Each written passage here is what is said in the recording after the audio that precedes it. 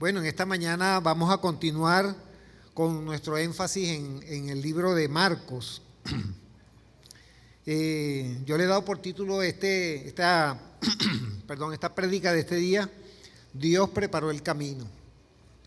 Dios preparó el camino. Y está basado en la escogencia de nuestro Señor Jesucristo de los discípulos que iban a convertirse en sus apóstoles. Vamos a irnos al libro de Marcos capítulo 1, versículo 16 al 20. Marcos capítulo 1, versículos del 16 al 20. En esta oportunidad yo no le traje para colocar los versículos allí, porque hay una cosa que tenemos que hacer, y es aprender a buscar en la palabra cada versículo. Yo se los voy a repetir varias veces para que no se pierdan en no entender o saber cuál es el versículo que anuncié. Marcos capítulo 1, versículo 16 al 20. Dice la palabra del Señor. ¿Estamos ubicados? Amén. Andando junto al mar de Galilea, vio a Simón y a Andrés su hermano que echaban la red en el mar, porque eran pescadores. Les dijo Jesús: venid en pos de mí y haré que seáis pescadores de hombres. Y dejando luego sus redes le siguieron. Pasando de allí un poco más adelante, vio a Jacobo, hijo de Zebedeo, y a Juan su hermano, también ellos en la barca que remendaban las redes. Y luego los llamó, y dejando a su padre Zebedeo en la barca con los jornaleros, le siguieron. Vamos a orar para que el Señor tome el control de nuestras vidas y el control de este tiempo. Padre bendito, santo Señor, en este momento, Padre, nos colocamos delante de su santa presencia, Señor. Porque, oh Padre eterno, necesitamos su dirección este día, Señor. Necesitamos que usted tome el control de nuestras vidas, Señor, de nuestros pensamientos, Padre. Que nada nos distraiga, Señor. Que nada nos desvíe, Padre, de los propósitos. Y, Padre eterno, santo, sobre todo, del camino que usted ha preparado, Señor. Padre eterno, Señor, le pido por cada uno de los que estamos aquí, Señor, en especial por las visitas que en este día están con nosotros, Señor, para que usted hable también a sus vidas, trate con cada uno de ellos, Señor, tome el control de sus pensamientos, Padre eterno, que nada les distraiga, y que así cada uno de nosotros podamos estar, Padre, atentos y pendientes de lo que usted tiene para nuestra vida. Y deme la sabiduría, las palabras, Señor, la dirección para esta enseñanza sea para mi vida y para cada uno de mis hermanos, Señor. Porque necesitamos, Señor, necesitamos, Padre eterno, su presencia, su guía, su Espíritu Santo, Señor, en cada uno de nosotros, Señor. Y gracias por permitirnos este precioso tiempo, Señor. En el nombre de Cristo Jesús se lo pido y le doy las gracias. Amén, Señor. Amén. Amén. Así. Bueno, vemos en este relato que Jesús llama en este pasaje a 4 hombres dedicados a un oficio. En este caso ellos eran pescadores. Tanto en Marcos, en el libro de Marcos como en el libro de Mateo y en el libro de Lucas, vemos el mismo relato y cómo ellos inmediatamente dejaron todo para seguir a Cristo. ¿Cuánto nos cuesta a nosotros dejar todo para seguir al Señor? Es difícil, ¿verdad? Tomar una decisión así como esta. Dejaron al papá que estaba trabajando allí, que ellos con el padre, dejaron al papá y se fueron detrás de Cristo. Claro, sabemos que el que los llamó no fue cualquier persona. Era nada más que el creador del mundo, el Hijo de Dios, el que los llamó. Pero no fue un llamado de obligación, o sea, no lo estaba obligando a que lo siguiera, sino ven, sígueme. Y el otro, bueno, dejó lo que estaba haciendo y le siguió. Entonces, Jesucristo llama a estos que se convertirían después en los apóstoles, que son los enviados por Cristo. Los apóstoles, la palabra apóstol quiere decir enviado, pero ¿enviado por quién? Enviado por Cristo. No era enviado por cualquier persona, era enviado por Cristo. Más adelante, en Marcos 2, 13 y 14, vamos un poquitico más adelante, vemos el llamamiento de otro personaje. En los versículos 13 y 14 dice: después volvió a salir al mar y toda la gente venía a él y les enseñaba.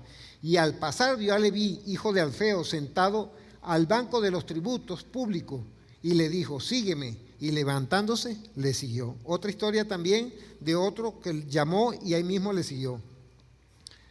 Después vemos cómo él va escogiendo, como vemos en el capítulo más adelante, en el capítulo 3, vámonos un poquito más adelante ahí en Marcos, capítulo 3, versículos 13 y 14, donde habla de la elección de los 12 apóstoles. Fíjese cómo dice allí, capítulo 3, versículos 13 y 14. Y después subió al monte y llamó así a los que él quiso y vinieron a él. Y estableció a 12 para que estuviesen con él y para enviarlos a predicar. Vuelvo a repetirlo.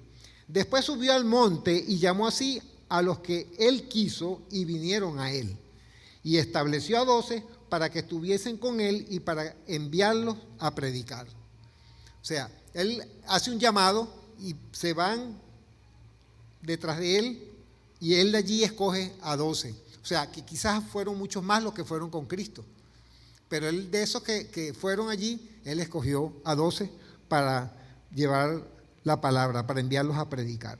Entonces es interesante en la elección de estos 12 hombres que fueron escogidos por nuestro Señor Jesucristo. El primero de ellos fue Simón. El primero escogido allí fue Simón, que mismo Jesús le colocó por sobrenombre Pedro, porque su nombre, el Señor no le gustó el nombre de él y le quiso poner un nombre para darle más firmeza, porque Simón quiere decir inconstante y el Señor quería que fuera una persona firme. Entonces por eso le puso el nombre de Pedro. Después cogió a Andrés, que era hermano de Simón Pedro. Después, por tercero escogió a Jacobo, hijo de Zebedeo. Después a Juan. Después a Andrés, que era hermano de Simón, después a Andrés, a Juan, después a Felipe, de sexto a Bartolomé. Bartolomé, muchas veces uno dice, bueno, ¿y quién es Bartolomé? Bartolomé es Natanael, pero el sobrenombre, como muchas veces nosotros así a los franciscos le decimos Paco, bueno, a los Natanael le dicen Bartolomé. Entonces, por eso aparece Bartolomé. Después a Mateo, que fue que es el mismo Leví. Mateo es el mismo Leví. Después a Tomás, que fue aquel que no dice que si no veo no creo. ¿Se recuerdan el pasaje de donde dice no, si yo no veo no creo? Entonces, bienaventurados los que no han visto y creen, como nosotros que no hemos visto pero creemos, ¿verdad? Después estaba Jacobo, hijo de Alfeo. Pues estaba Jacobo, hijo de Zebedeo, pero también estaba Jacobo, hijo de Alfeo. Estaba Tomás, estaba Tadeo, Simón el cananista, porque habían dos Simón, Simón Pedro y Simón el cananista. Y Judas Iscariote, que fue el último de los escogidos por el Señor. Entonces, cuando nosotros empezamos a ver la vida de estos hombres, a indagar de la vida de estos 12 apóstoles escogidos por el Señor, es muy importante porque para los judíos, en los tiempos de Jesús, era muy importante la preparación. Y la formación de los niños judíos era muy estricta. Aquí es donde nosotros comenzamos a ver la vida de estos hombres, la forma como fueron escogidos y cómo esto trajo muchas consecuencias y muchas dificultades para muchos. ¿Por qué? Porque un niño judío a la edad de 5 años tenía que saber la Torá. La Torá son los 5 primeros libros del Antiguo Testamento. El Génesis, Éxodo, Levítico, Número y Deuteronomio. Son los primeros 5 libros que estos niños tenían que aprendérselo de memoria a la edad de 5 años. Y ellos empezaban a ser preparados y tenían que saber esto de memoria. Entonces, era interesante ver cómo era la preparación, cómo era la exigencia para un niño judío, para el varón, no para la niña, era para el varón, que era preparado, tenía que tener ese conocimiento. Estos jovencitos se iban preparando y tenían que aprender a recitar de memoria todos esos 5 libros. ¿Ustedes pueden imaginarse lo que es recitar de memoria 5 libros? 5 libros, lo que son los 5 libros del Antiguo Testamento, eso era increíble. Si el niño mostraba capacidad, continuaba hasta los 10 años preparándose. Y si ese niño tenía la capacidad de de recitar, de cantar y de escribir. Ya a los 10 años de edad tenía que cantar, recitar y escribir esos 5 libros. Entonces, imagínense la preparación y la exigencia que tenía una persona así. Entonces,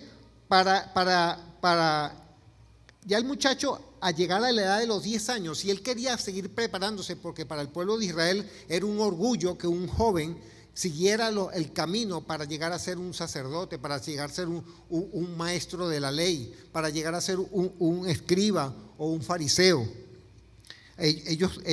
Para ellos era muy importante, porque esto le traía respeto, era de influencia a una persona preparada en ese nivel. Y si esa persona no podía cumplir esas expectativas, cumplir esas enseñanzas, ¿qué pasaba con esta persona? Esta persona tenía que irse a aprender la profesión del padre. Ya no estaba calificada para poder seguir estudiando, capacitándose, para poder ser una persona espiritualmente preparada para ser de ejemplo, de testimonio, de enseñanza para ninguno. Entonces tenía que irse a la profesión del papá.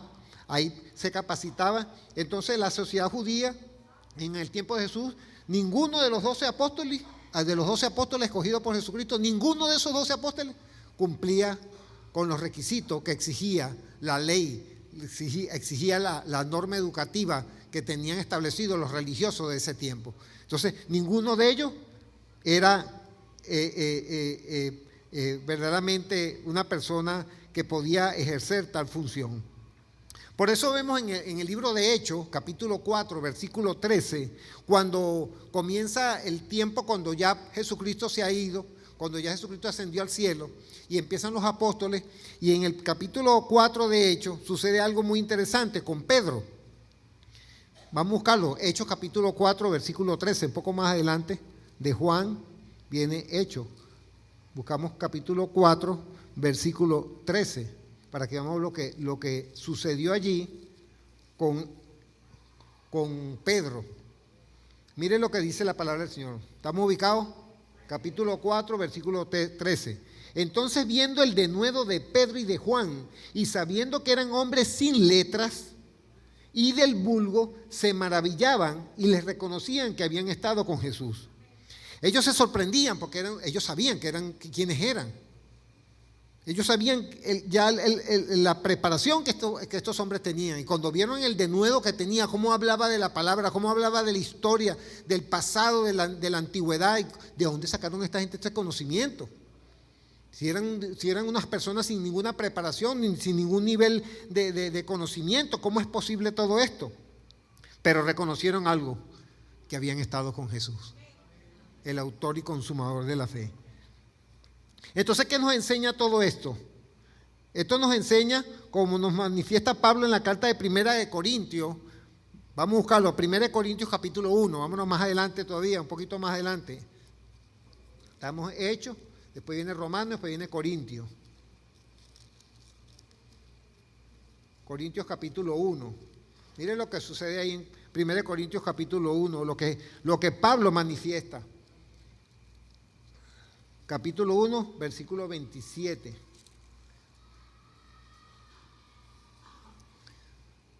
Para que nosotros podamos evaluar y conocer y entender lo que Jesucristo hizo. Miren lo que dice el versículo 27 y 28. Sino que lo necio del mundo escogió Dios para avergonzar a los sabios sino que lo necio del mundo escogió Dios para avergonzar a los sabios, y lo débil del mundo escogió Dios para avergonzar a lo fuerte, y lo vil del mundo y lo menospreciado escogió Dios, y lo que no es, para deshacer lo que es, a fin de que nadie se jacte en su presencia. Nadie se jacte en su presencia, porque Él es el que capacita, Él es el que da el conocimiento, es el que da la dirección, es el que da la instrucción, es el que te prepara, es el que te fortalece, es el que te llena, es el que te habla, es el que te muestra el camino. Ese es el Señor en quien nosotros creemos. Ese es en el Dios que nosotros creemos.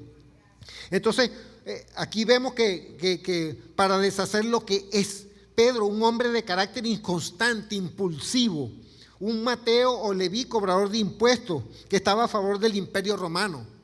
Fíjense lo que escogió Jesucristo. Pedro un tipo inconstante, un tipo impulsivo, una persona que negó a Cristo, que negó al Maestro, que negó al Hijo de Dios, que él conoció, que él vio todos los milagros que hacía y le negó. Ese lo escogió Jesucristo.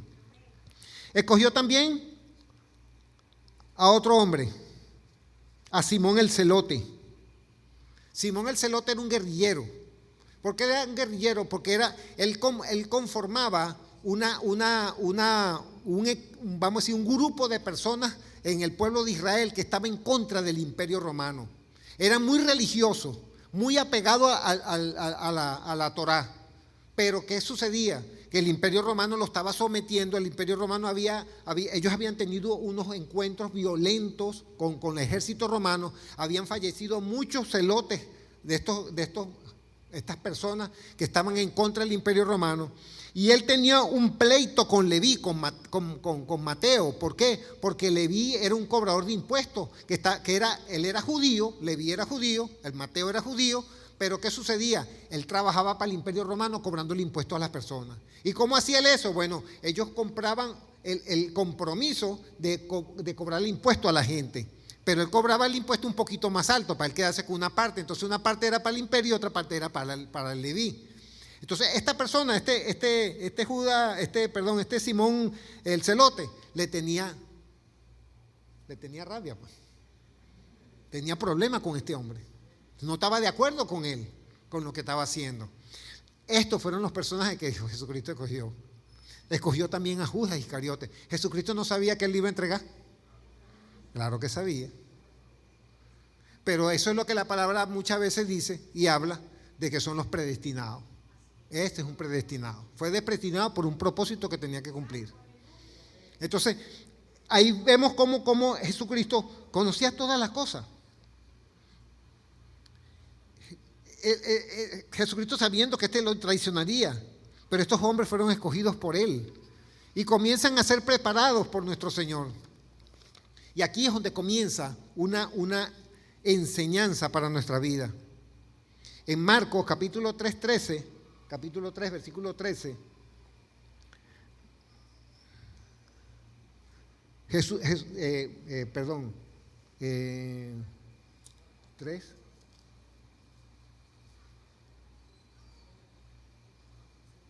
un momentico, ya. No es 3:13. Es Marcos capítulo 3. Es el momento. No, que estoy buscando en Corintios, imagínese usted. Me fui para Corintios, estoy buscando ahí en Corintios, tengo que en Marcos. Marcos 3:13. Ahora sí. Ahora sí vamos a ubicarnos donde.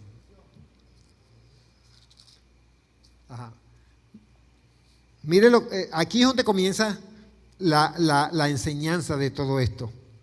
Dice, después subió al monte y llamó así a los que él quiso y vinieron a él. Jesús subió al monte con ellos y allí comienza y los selecciona y comienza a darles una gran enseñanza, la cual vamos a empezar a ver en Mateo capítulo 5. Vámonos a Mateo capítulo 5, un libro antes de Marcos. Estamos Marcos, después el libro que es anterior es el libro de Mateo capítulo 5. ¿Cómo es conocido este pasaje? El Sermón del Monte. Así es conocido este pasaje. Miren lo que dice el versículo 1. ¿Estamos ubicados? Viendo la multitud, subió al monte y sentándose vinieron a él sus discípulos. Versículo 2. Y abriendo su boca les enseñaba diciendo, y ahí comienza la bienaventuranza. Ahí comienza toda la bienaventuranza para con el pueblo, para con todas las personas que están allí. Conocemos muchas de esas bienaventuranzas. Bienaventurados los pobres de espíritu. Fíjese cómo dice, bienaventurados los pobres, no de dinero, los pobres en espíritu. ¿Quién es un pobre en espíritu? Cada uno de los que estamos aquí. ¿Por qué somos pobres en espíritu? Porque sabemos que necesitamos del Señor en nuestras vidas, porque necesitamos del Espíritu Santo, necesitamos de su guía para nosotros. Por eso somos pobres en espíritu, no en dinero. Aquí no está hablando de plata, Aquí está hablando pobres espiritualmente, porque el altivo, el que no necesita de Dios, ¿verdad? Lleva su vida como le da la gana, lleva su vida a su manera, no tiene nada que ver con Dios, no tiene nada que ver con la Biblia, con su palabra, no tiene nada que ver con eso. Por eso Dios dice en su palabra que al altivo lo mira desde lejos. Por eso que el principio de la sabiduría es el temor de Jehová, no el temor a. Nos dice allí sí de esa manera, en Proverbios 1:7. Dice, el principio de la sabiduría es el temor de Jehová. Y cuando nos vamos a Proverbios capítulo 8, versículo 13, Proverbios capítulo 8, versículo 13, dice que el temor de Jehová es aborrecer el mal camino, la boca perversa, la arrogancia y la altivez. Entonces, ¿dónde comienza el principio de la sabiduría en nuestra vida? Cuando nosotros comenzamos a rechazar lo que Jesucristo rechaza. La altivez, la prepotencia, la jactancia. Eso a Dios no le agrada. Por eso que Jesucristo mismo decía, sed manso y humilde de corazón, aprended de mí. Por eso que él decía esas palabras.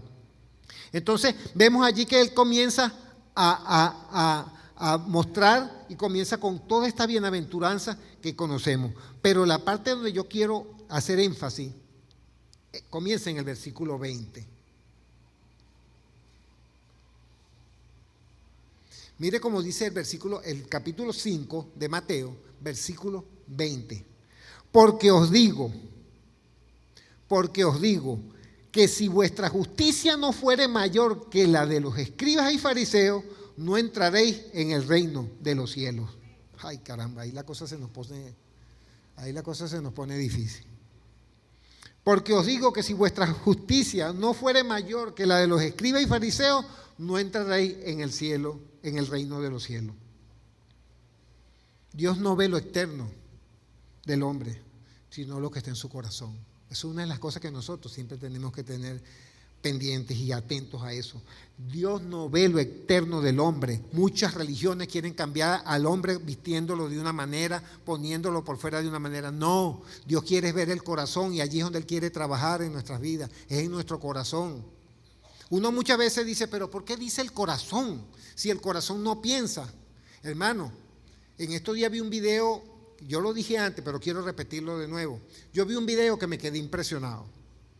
Porque para mí siempre está, oye, el corazón, ¿y por qué el Señor siempre habla del corazón? Parece algo que como que si no fuese algo verdadero, real. Resulta que estaba viendo un video de un señor que le trasplantaron el corazón. Este señor tenía un problema en su corazón, tenía 41 años de edad, y él, bueno, estaba en una situación muy crítica, y resulta que hubo un donante de un corazón. Resulta que el donante era un muchacho de 16 años, que había fallecido en un accidente de tránsito, y los padres decidieron donar el corazón de este jovencito. Resulta que este hombre lo preparan de urgencia, de emergencia, porque la cosa fue un accidente y tuvieron que hacer todo de emergencia y le trasplantaron el corazón a él. Bueno, este hombre se fue recuperando, se fue sintiendo muy bien, empezó a ver el hombre, oye, sentirse muy bien, pero comenzó a suceder algo en él. Comenzó a tener pensamientos de imágenes de personas que él no conocía, y empezó a tener un interés por la música. Y entonces ese interés por la música comenzó a crecer en él, y un día fue para una escuela de música, porque él quería tocar un instrumento. Resulta que cuando él entra y habla de lo que él tiene deseo, que él quiere tocar el teclado, bueno, el profesor viene y le dice, bueno, comienza a darle unas clases, cuando comienza con su cuestión del deseo de aprender a tocar el teclado, pero para la sorpresa del profesor y de él mismo fue que él comenzó a tocar el teclado como que si él supiera tocar teclado. Entonces para él eso fue algo que lo impactó demasiado, pues él decía, ¿de dónde vino eso? Si yo nunca había tocado un instrumento, y empezó a recordar música y empezó a tocarla, y él eso le impresionó demasiado. Él eso se lo comenta al médico, y le comenta al médico lo que está experimentando y lo que está viviendo. El médico le llama la atención porque oye lo mismo de otros trasplantados que están sucediendo cosas que también le llamó la atención. Y él, ¿qué hizo este médico? Ubicó a la familia que donó el corazón del muchacho y se lo presentó a esta persona que estaba viviendo estas experiencias. Los pone a hablar a los dos, a la familia del muchacho, a la papá y a la mamá, con este señor, y él comienza a decirle las imágenes de lo que él viene a su memoria. Y entonces ella comienza a decir, no, ese fulana, son familiares del muchacho, eran familia que él recordaba, que este señor recordaba. Entonces resulta que el muchacho era músico. El muchacho era el que tocaba la música, por eso es que, entonces, sí hay algo en el corazón que se guarda. Por eso la palabra dice, de toda cosa guardada, guarda tu corazón, porque de él mana la vida. Ahí se almacena información. En estos días vi un programa de un personaje muy famoso, cantante, que tiene Alzheimer. En el momento que él le quieren hacer un homenaje.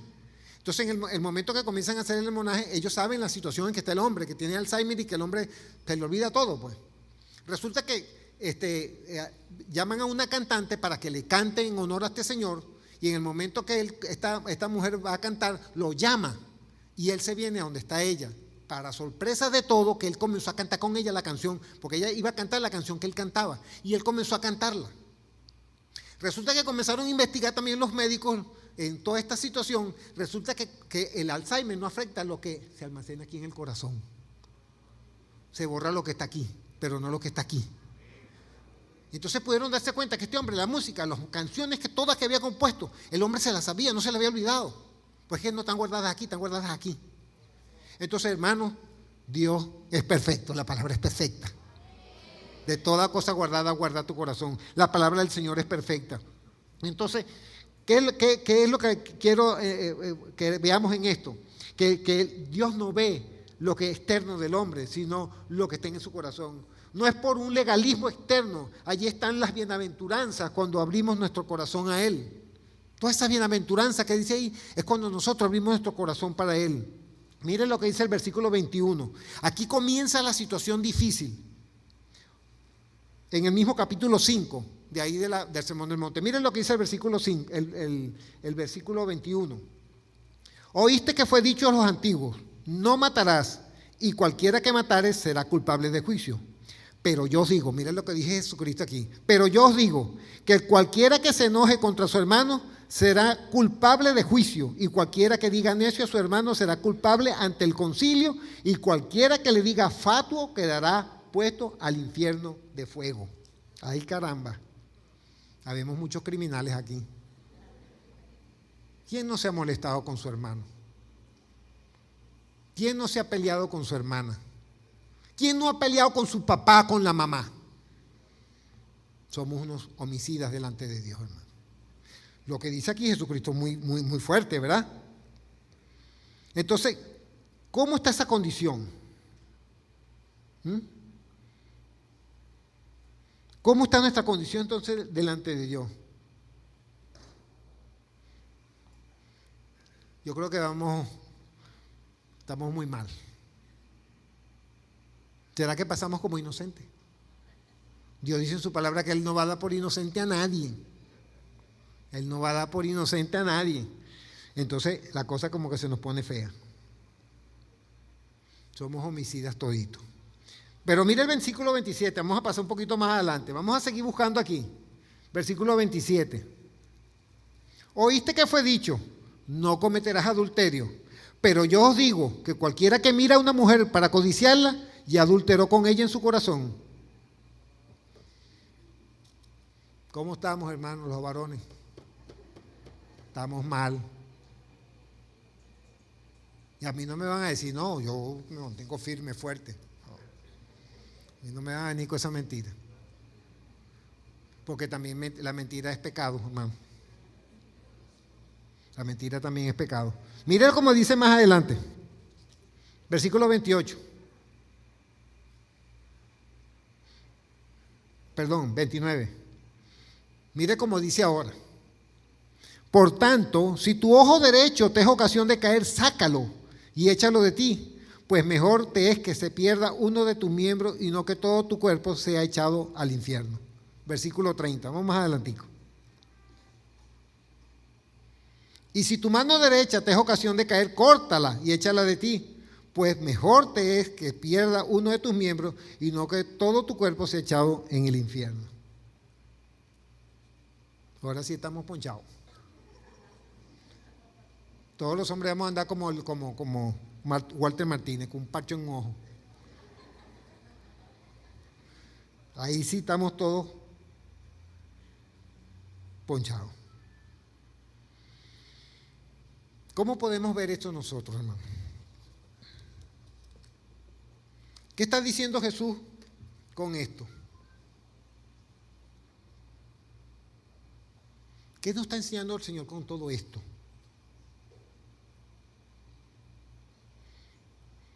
Saca tu ojo, corta tu mano, para que no entres al infierno.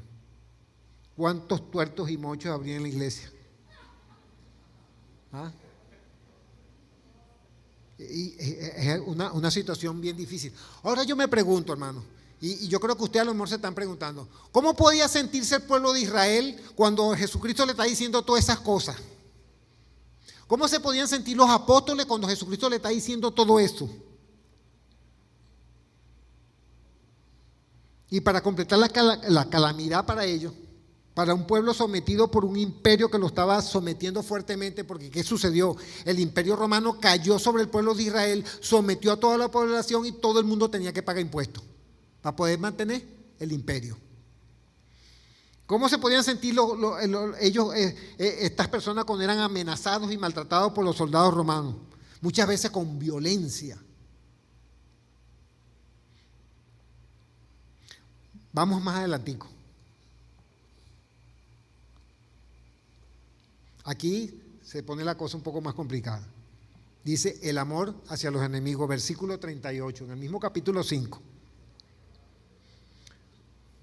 ¿Cómo dice? ¿Oíste que fue dicho? Ojo por ojo y diente por diente. Hermano, y es impresionante, como dice en Levítico. Eso fue establecido en el Antiguo Testamento, en el libro de Levítico. Capítulo 24, versículo 20, si quieren anótelo y lo buscamos, para que vea cómo dice allí, cómo la palabra se manifiesta en Levítico. El tercer libro de Génesis, Éxodo y Levítico. Vamos a buscar Levítico, capítulo 24.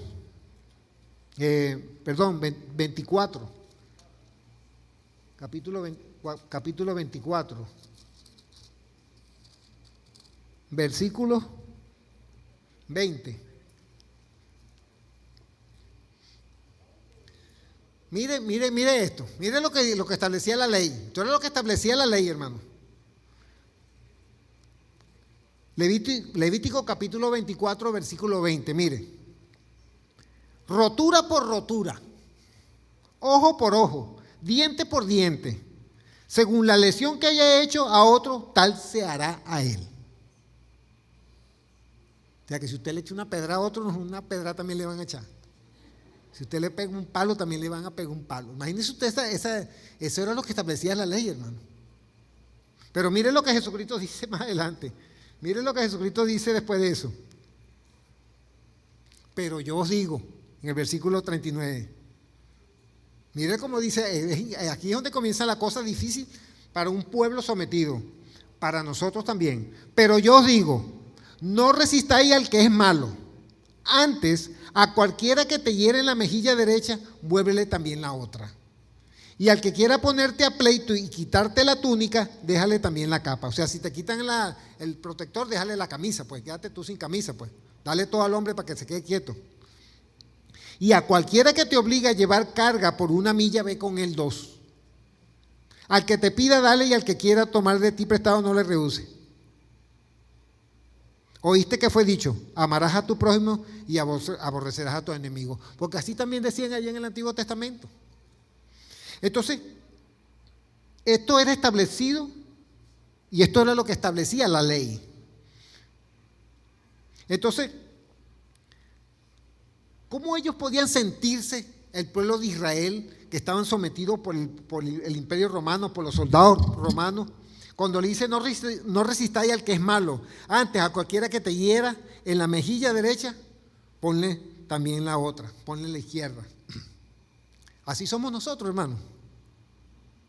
Así somos nosotros, así reaccionamos nosotros.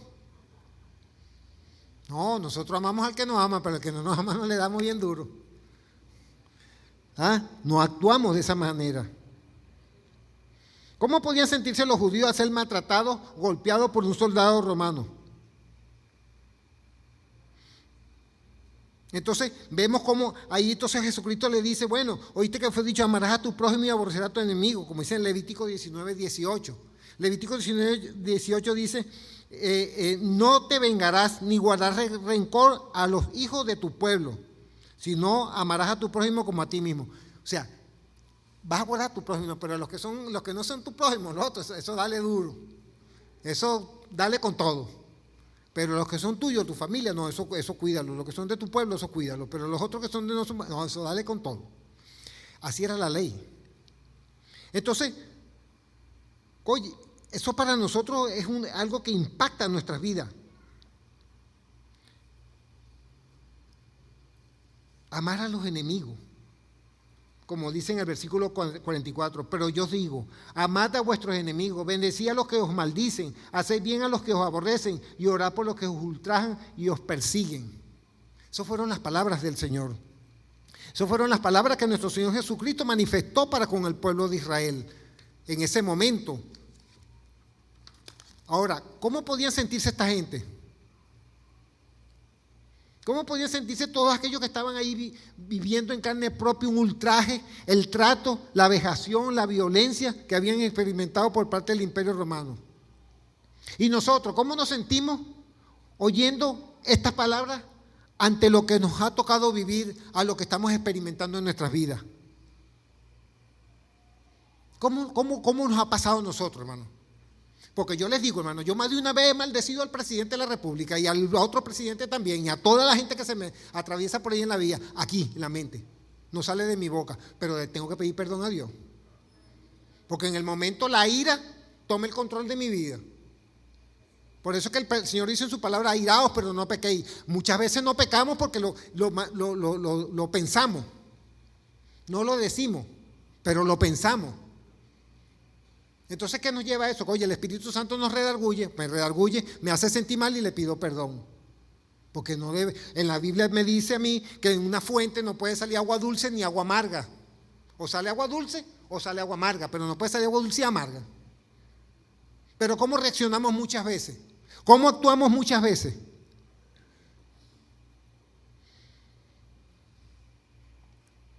¿Cómo pueden sentirse ustedes, hermanos, al oír todo esto? ¿Qué decían ellos? Entonces, ¿quién se puede salvar? Aquí no se salva nadie.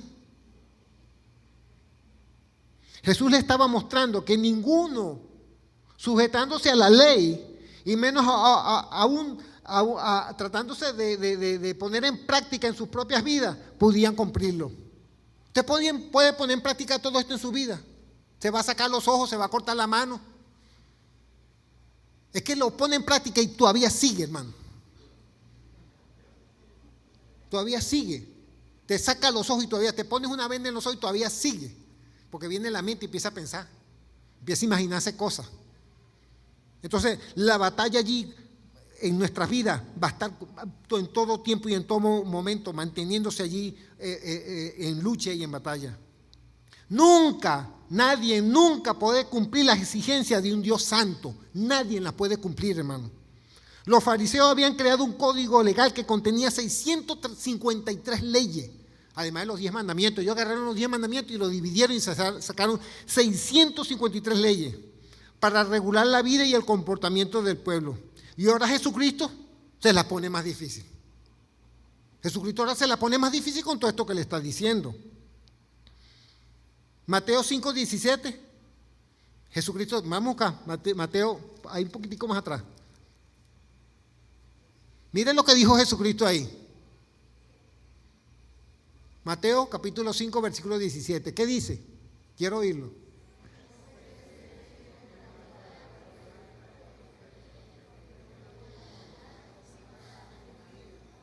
No penséis que he venido para abrogar la ley o los profetas. No he venido para abrogar, sino para cumplir la ley.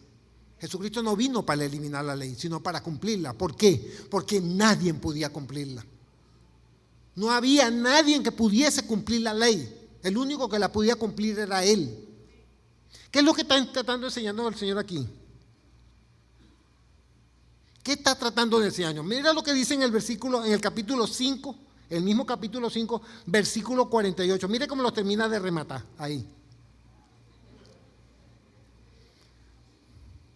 Mire cómo dice: sed pues vosotros perfectos como vuestro Padre que está en los cielos es perfecto. ¿Qué les quiso decir el Señor ahí? ¿Qué nos está diciendo el Señor con esto? ¿Vamos a poder ser perfectos? ¿Usted cree que podamos ser perfectos? No, ¿verdad? ¿Qué es lo que el Señor quiere mostrarnos a través de todo esto? No hay nada que el hombre pueda hacer en sus propias fuerzas ni por sus propios medios. Porque al analizar todas estas palabras, somos asesinos, somos adúlteros, maldecimos a los que nos afectan y causamos desesperanza, causa desesperanza todo esto en nuestras vidas. ¿Sí o no? ¿No causa desesperanza todo esto en nuestras vidas? ¿Qué quiso hacer el Señor? ¿Qué es lo que nos está mostrando? La única manera de saber que estamos mal delante de los ojos de Dios es analizando cada una de estas palabras dichas por Jesús, para poder entender que necesitamos de su gracia, necesitamos de la gracia del Señor. Vamos a buscar Gálatas capítulo 3, un poquito más adelante. Gálatas capítulo 3. Miren lo que el Señor le dice ahí. Esta carta que escribe Pablo a los Gálatas. Gálatas capítulo 3, versículos 22 y 24. 22, 23 y 24. Gálatas capítulo 3, versículos 22, 23 y 24.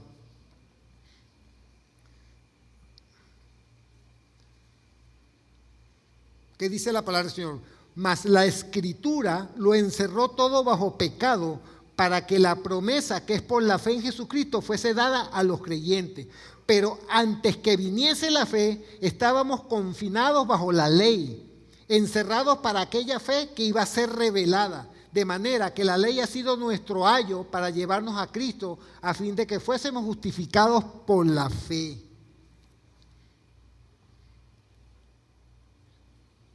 ¿Qué nos está enseñando aquí el Señor? La ley ha sido nuestra tutora para llevarnos a Cristo.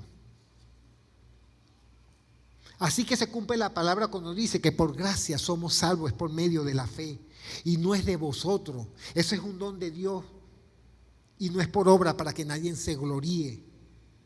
Nosotros somos justificados solamente por el sacrificio que Cristo hizo en la cruz del Calvario. No hay más nada que nos justifique a nosotros. Nosotros lo que tenemos que estar pendientes y atentos de que nuestra vida esté apegada al Señor todo momento de nuestra vida. Esto está en Efesios 2, Efesios capítulo 2, versículos 8 y 9. Así que porque se cumple así la palabra, que por la gracia de Dios somos salvos, es por medio de la fe. ¿Por medio de la fe en quién? En Cristo. ¿Por qué? ¿Por qué? Porque Él fue el que pagó la deuda. Jesucristo pagó en la cruz la deuda que nosotros no podíamos pagar. Por eso somos justificados, es por el sacrificio que Cristo hizo. No porque yo soy bueno, ni porque yo me trato de portar bien, ni porque yo no me meto con nadie, ni que yo robo a nadie, ni que codicio a nadie. No, no es por eso. No es por mí, es por Cristo. Cristo fue el que hizo todo. Él hizo todo para nosotros, porque nosotros no podíamos ni podemos tampoco. Usted va a salir por la calle así.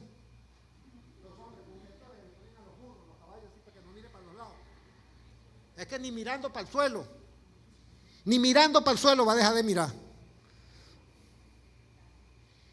Porque la lucha y la batalla se genera aquí.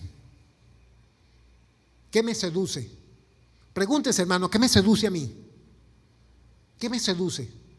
Se tendría que quitar la cabeza, porque lo que te seduce es esto, la mente. Eso es lo que nos seduce, hermano.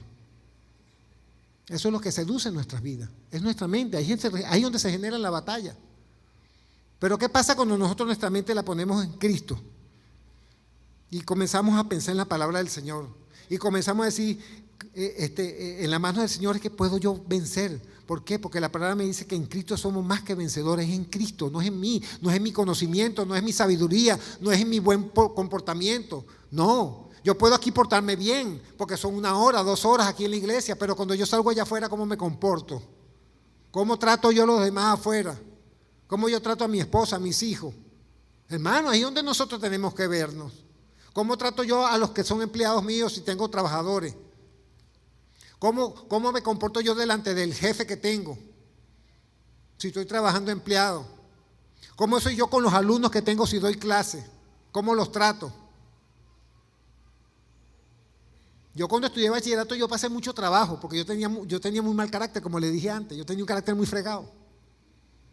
Y había un profesor que cada vez que lo veía a mí me enfermaba ese profesor. Porque era un tipo que era soberbio, era prepotente. Y a mí eso me sacaba de mis casillas.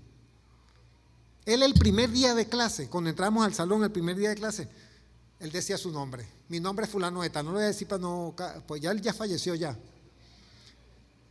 Él decía su nombre y decía esta palabra: en este lugar nadie va a sacar más de 12 puntos. Y saquen una hojita para ver cómo están sus conocimientos. Y ahí le hacía un examen a todo el mundo. Y eso era impresionante. Usted entraba a ese salón y ahí no podía hablar nadie. Si usted hablaba antes que él dijera siéntese, o si usted se sentaba antes que él dijera siéntese, te botaba del salón. ¿Y sabe lo que hacía después que te botaba? Bradley Brown, ¿qué es tal y tal cosa? No, profesor, él no está, tiene 0,1. Así lo hacía, hermano. Y lo hacía hasta 3 veces. En ese momento de clase lo hacía hasta 3 veces. Le tiraba la nota al suelo a quien sea, se la tiraba al suelo.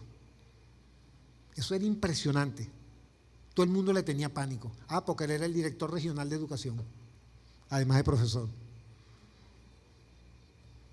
Y tuve problemas con él, serios, hermano, serios, con ese señor. Tan serio que él no me llamaba por mi nombre, sino por mi número. Yo no le contestaba. Yo le decía, yo no soy ningún esclavo, me perdona.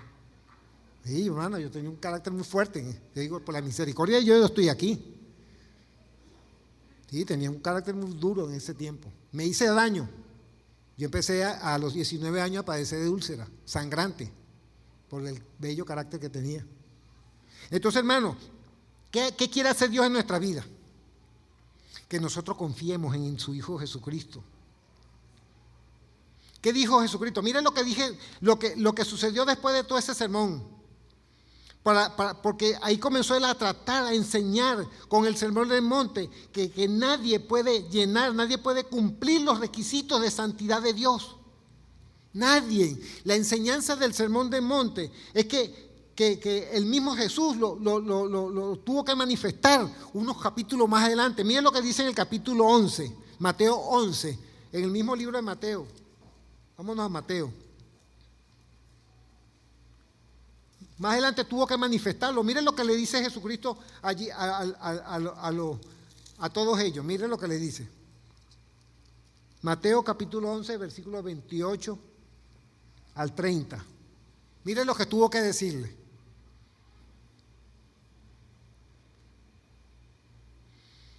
Estamos ubicados en Mateo capítulo 11, versículos 28 al 30. Venid a mí, todos los que estáis trabajados y cargados, y yo os haré descansar. Y yo os haré descansar. ¿Estaban trabajados de qué? Hermano, ¿sabe todo lo que tenían que hacer el pueblo de Israel para cumplir con todas las 600 y pico leyes que los mismos fariseos le habían establecido? ¿Saben todos los sacrificios que tenían que hacer ellos cada momento de sus vidas? Cuando tengan la oportunidad de meterse en YouTube, vean los judíos ultra ortodoxos. Vean ese video, para que ustedes vean, hermano, lo que toda esa pobre gente tenía que hacer. Y que todavía lo hacen. Vamos a broma, porque ellos no han aceptado al Mesías. Ellos no han aceptado a Jesucristo como el Señor y Salvador de sus vidas. Y ellos se rigen todavía por esa normativa. Venid a mí todos los que estáis trabajados y cargados, y yo os haré descansar. ¿Qué dice el 29? Llevad mi yugo sobre vosotros y aprended de mí, que soy manso y humilde de corazón. ¿Qué dice? Y hallaréis descanso para vuestra alma. Y hallaréis descanso para vuestras almas. En el 30, porque mi yugo es fácil y ligera mi carga. ¿Qué quiso decir Jesucristo con eso? ¿Sabe lo que es el yugo? ¿Sabe lo que es un yugo?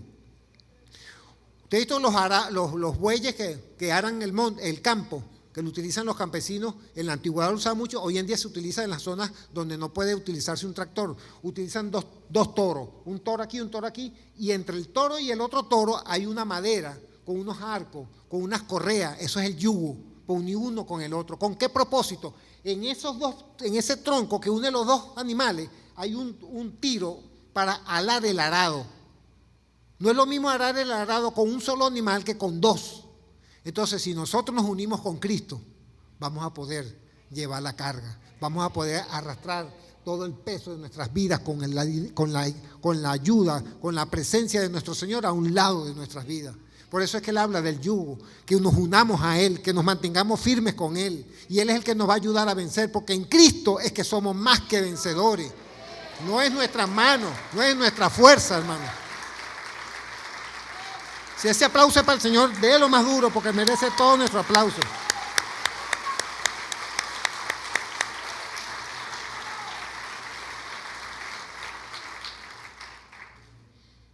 ¿Cuánto has trabajado para ser santo y no has podido?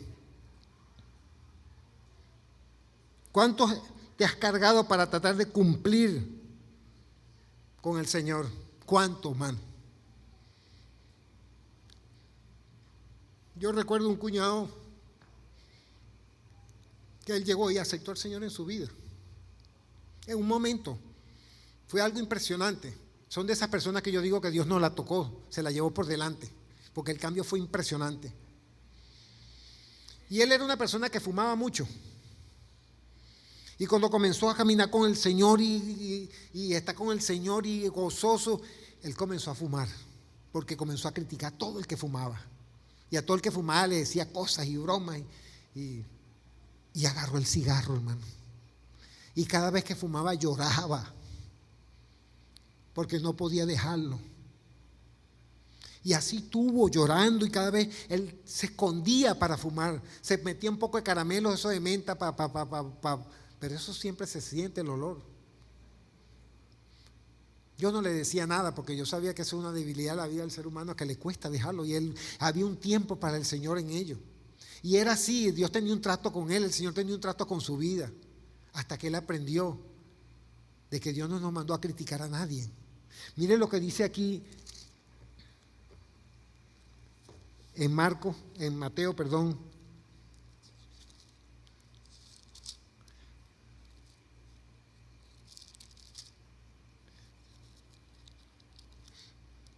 Ya, déjeme buscarlo porque me lo trajo el Señor y lo quiero compartir.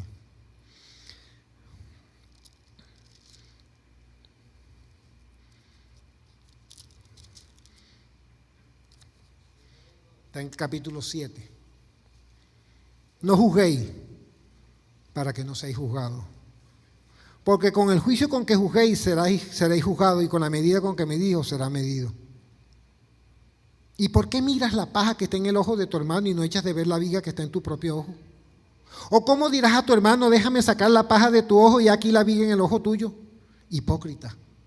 Saca primero la viga de tu propio ojo y entonces verás bien para sacar la paja del ojo de tu hermano. Es fácil hacer juicio, hermano. Es lo más fácil del mundo. ¿Cuántas veces no murmuramos y hablamos cosas, decimos cosas de nuestros hermanos?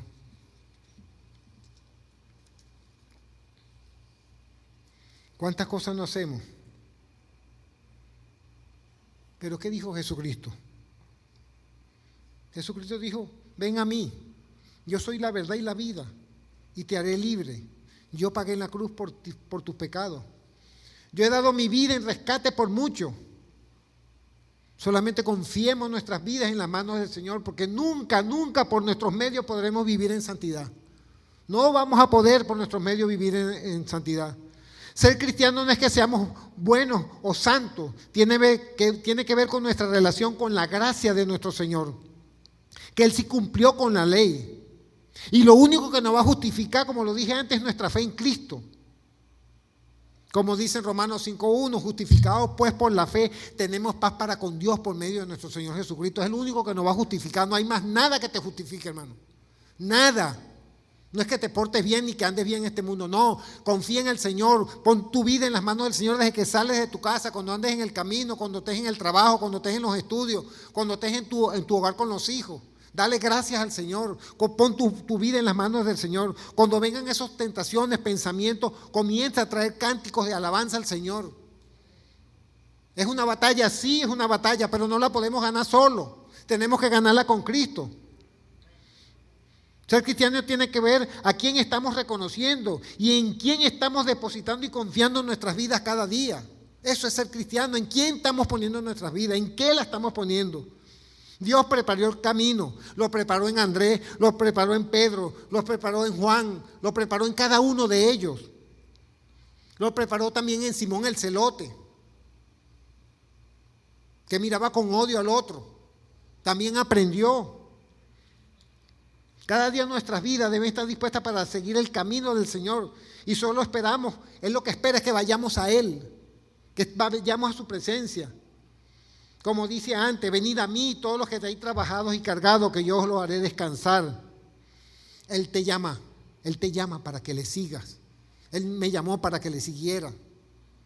Si yo hubiese seguido con ese carácter y con esa manera de ser y con esa violencia en mi vida, quizás ya no estuviera aquí. Quizás esa úlcera que tenía en mi estómago se hubiese convertido quién sabe en otra cosa y ya no estuviera en este lugar. Pero Dios tiene propósitos, hermano, con cada uno de nosotros. Él quiere lo mejor para nuestras vidas. Él tiene, como dice en su palabra, palabras de bien para nosotros. Pero confiemos nuestra vida en su mano, pongamos nuestra vida en su presencia y Él va a hacer lo que tiene que hacer. No tratemos nosotros por nuestros propios medios de resolver las situaciones de nuestra mente y de nuestro corazón que nos apabulla, que nos maltrata, que nos veja, que nos hace sentir mal. Jesucristo dijo, yo he venido para que tengan vida y para que la tengan en abundancia. ¿Cómo la vamos a tener en abundancia? Poniendo nuestra vida en sus manos.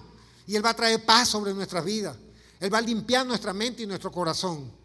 Pero es en Él, su presencia, en las manos de Él. No en nuestras manos, no en nuestro conocimiento, no en nuestra capacidad, hermano. Es en Él que podemos vencer. En Cristo seremos más que vencedores. Amén. Bendito Padre Santo, Señor.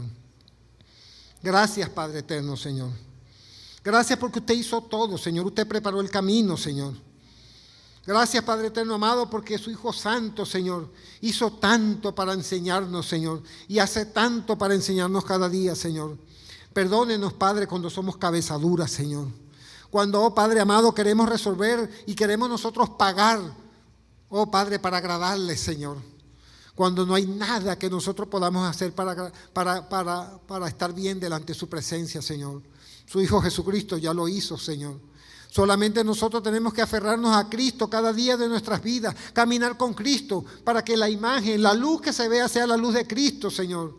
Para que, como usted dice en su palabra, Señor, todo aquel que nos conozca, todo aquel Padre que vea nuestras vidas, Señor, pueda conocer a Cristo, porque van a ver el amor suyo en cada uno de nosotros, Señor. No el amor egoísta que cada uno tenemos, Señor, sino el amor, Padre, que viene de su corazón para nuestro corazón, Señor. Para que se vea ese amor, Padre amado, tanto los unos con los otros, por los otros, Señor, como por aquellos, Padre, que son difíciles de soportar, Señor. Oh, Padre bendito santo, aquí está su pueblo, aquí estoy yo, Padre, necesitado cada día de su presencia en mi vida, Señor, y en cada uno de ellos, Señor. Padre eterno amado, Señor, gracias, Padre, gracias porque usted hizo todo, Señor. Solamente nos aferramos a Cristo, Señor, a esa cruz maravillosa, Padre, donde fue liberada nuestras vidas, Señor. Y Padre eterno, Señor, agradecido estamos, Señor. Y si tú estás aquí en esta mañana y quieres que el Señor guíe tu vida, pídele, yo puedo ayudarte. Dile, Señor Jesús, en este momento me pongo en su presencia. Le pido perdón, Padre eterno. Le pido perdón, Hijo amado, Jesucristo, porque usted dio su vida por mí, pagó por mí. Solamente yo tengo que aferrarme a su presencia cada día, a través de su palabra, de lo que usted me dice en ella, Señor. Padre eterno, en el nombre de su Hijo amado le pido que me haga la persona que usted quiere que yo sea. Me pongo en sus manos. Desde hoy en adelante quiero caminar con Cristo. Se lo pido, Padre, en el nombre de Cristo Jesús. Amén y amén. Amén.